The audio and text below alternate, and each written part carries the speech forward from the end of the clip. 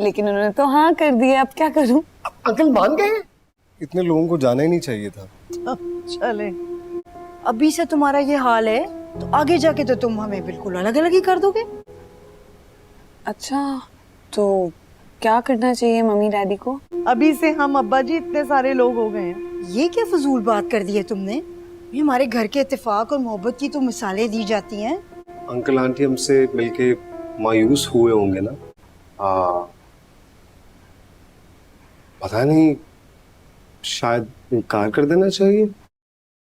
फैज को जब ये पता चलता है कि घर में उसकी शादी की बातें तो हो रही हैं, लेकिन उससे नहीं जिससे वो शादी करना चाहते हैं, बल्कि उसकी बड़ी भाभी अपनी बहन से शादी करवाना चाहती है और उसकी अपनी बहन अपनी नंद की बेटी से शादी करवाना चाहती है।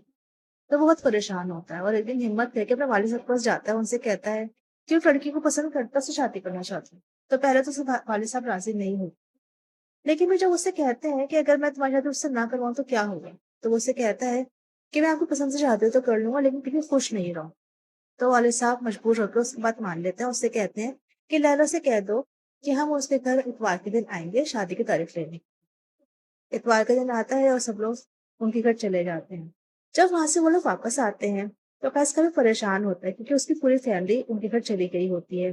तो उसको लगता है कि इसी वजह से उसे लैला के घर वाले रिश्ते से इनकार कर देंगे। जब वो लैला से पूछता है कि अंकल आंटी को तो बिल्कुल पसंद नहीं आया होगा, तो वो लैला कहती है फिर क्या करें। तो कहता है कि अब तो तुम्हारे माँ बाप के ऊपर है कि वो शादी के लिए राजी होते हैं या नहीं होते। तो लैला उसको बताती है कि उसके डैडी ने उनकी शादी के लिए हाँ कर दी है।